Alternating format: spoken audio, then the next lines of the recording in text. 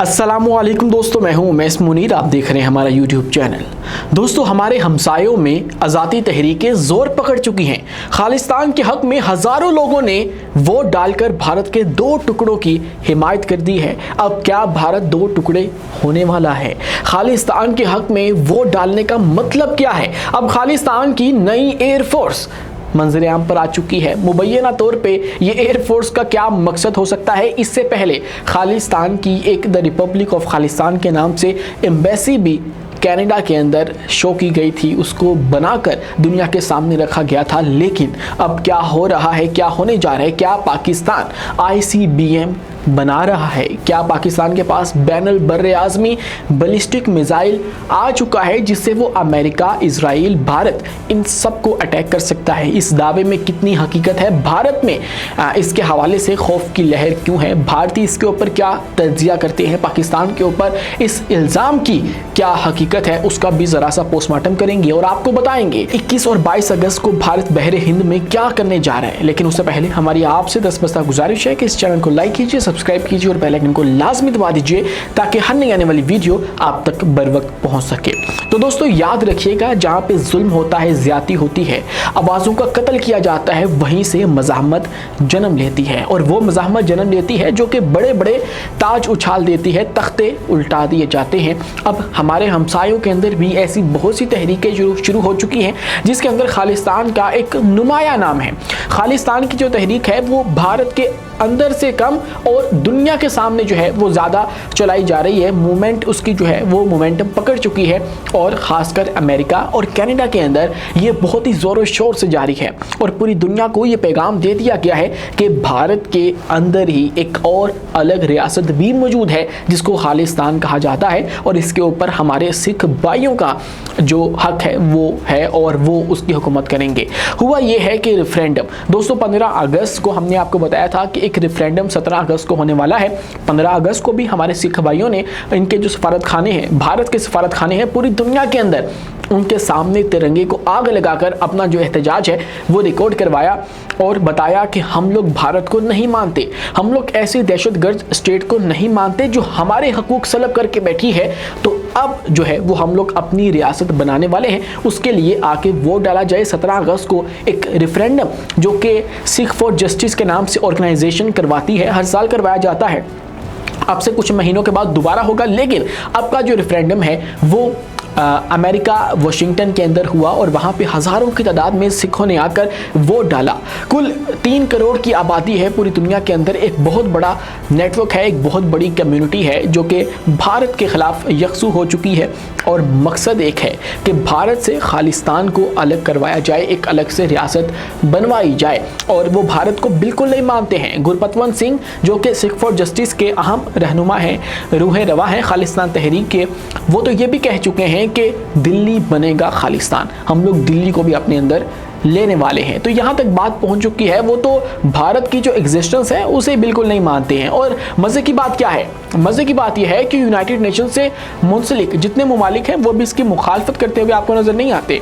यहाँ से अंदाज़ा लगा लीजिए कि अमेरिका और कनाडा जो कि 2 बहुत बड़े मुल्क हैं, बड़ी इकोनॉमीज़ हैं, वहाँ पे ये तहरीक सबसे ज़्यादा मौजूद है और वो दोनों मुल्क इनकी सरपरस्ती करते हैं, इनको सपोर्ट करते हैं, इनके हक़ में खड़े हो जाते हैं। इसके बावजूद कि भारत ने बहुत सी लॉबिंग की, प्रोपेगेंडा किया और आलमी दबाव डलवाने की कोशिश की, लेकिन वो नाकाम रहे, वो बिल्कुल नाकाम रहे। तो ऐसे में ये जो तहरीक है वो बहुत ज़्यादा ज़ोर पकड़ चुकी है। अब इस रेफरेंडम के अंदर जो कि वाशिंगटन के अंदर हुआ, हज़ारों लोगों ने वोट डालकर भारत के ख़िलाफ़, मोदी सरकार के ख़िलाफ़ जो है ये फ़ैसला सुना दिया है कि हम लोग जो है वो पीछे हटने वाले नहीं हैं, हम लोग अपना हक लेकर रहेंगे। और इसी के मौके के ऊपर जब ये रेफरेंडम के लिए लोग वोट डालने आए थे तो आपको पता होना चाहिए ये एक अलामती तहरीक है जो कि अब हकीकत की सूरत इख्तियार करती चली जा रही है। तो अलामती तौर पे ये खालिस्तान वाले बहुत कुछ किया करते हैं। पहले एम्बेसी एक कायम कर ली गई और फिर उसके बाद पासपोर्ट अपने खालिस्तान के नाम से, रिपब्लिक ऑफ खालिस्तान के नाम से जो है वो जारी करना शुरू कर दिए इन्होंने। उसके बाद अब मुबैना तौर पे एक साहब खालिस्तान एयरफोर्स से अपना ताल्लुक बताते हुए मीडिया पे आ चुके हैं। ये एक अलामती पैगाम है, ये कोई हकीकत नहीं है अभी तक, लेकिन ये एक अलामती पैगाम है कि खालिस्तान एक अलग से रियासत है। दुनिया के जहनों में ये बात डाली जा रही है कि भारत के साथ ही, पाकिस्तान के साथ ही एक खालिस्तान की रियासत भी मौजूद है, जिसके ऊपर भारत ने कब्जा कर रखा है और उसके लिए जद्दोजहद इस वक्त दुनिया के अंदर जारी है। तो इसका ये मकसद था, जो कि वीडियो सोशल मीडिया के ऊपर वायरल होती हुई आप देख सकते हैं।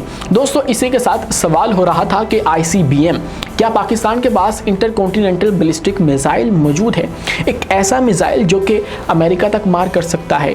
तो इस हवाले से आपको याद होगा 2024 में पाकिस्तान के ऊपर पाबंदी भी लगाई गई थी। अमेरिका की जानिब से ये मुद्दा उठाया गया था कि पाकिस्तान ICBM के ऊपर काम कर रहा है जो कि अमेरिका तक भी पहुँच जाएगा।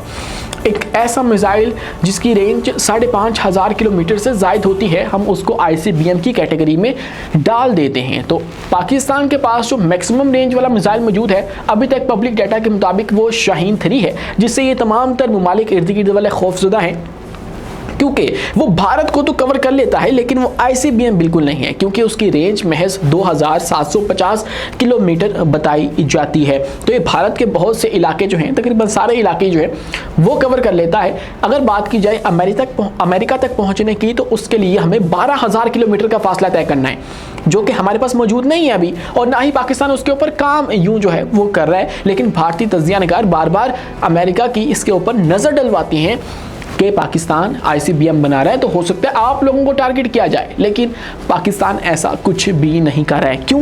क्योंकि अभी तक पाकिस्तान के पास इसके लिए जो रॉकेट मोटर चाहिए होती है वही मौजूद नहीं है। इसके लिए तकरीबन आपको 2.8 डायामीटर की एक रॉकेट मोटर चाहिए होती है ICBM, जिससे आप तैयार करते हैं, लेकिन अभी तक पाकिस्तान के पास जो चीज़ें मौजूद हैं उसके मुताबिक 1.4 डायामीटर की रॉकेट मोटर ही हमारे पास मौजूद है, उससे हम लोग ICBM तैयार नहीं कर सकते।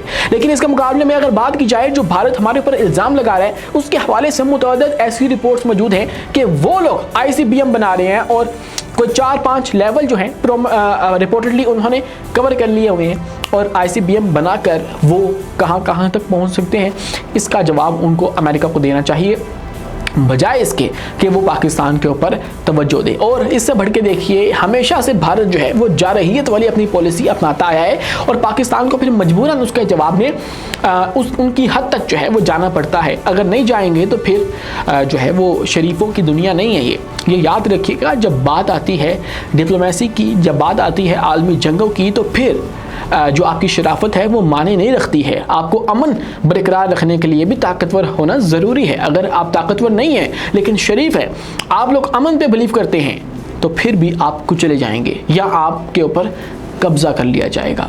तो ऐसे में पाकिस्तान को भी अपनी दिफाई सलाहियतों के ऊपर काम करना पड़ता है, और फिर पाकिस्तान मजबूत होता है। अब क्या करें? अब 21 और 22 अगस्त को बहरे हिंद के अंदर एक नोटम जारी कर दिया गया है। 4,000 से ज़ायद किलोमीटर जो है वो का नोटम जारी किया गया है कि यहाँ पे एक मिसाइल टेस्ट होना है, और इतनी लंबी रेंज वाला जो मिसाइल है वो टेस्ट किया जाएगा।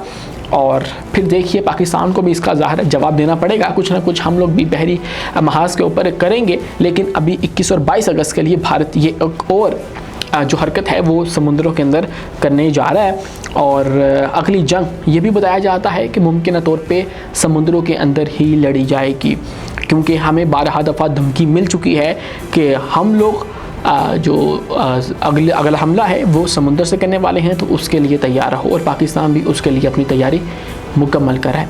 आज के लिए इतना ही। अपने मेज़बान उमैस मुनीर को दीजिए इजाज़त। मिलते हैं अगली वीडियो में किसी नई मालूमात के साथ। शुक्रिया, अल्लाह हाफिज़।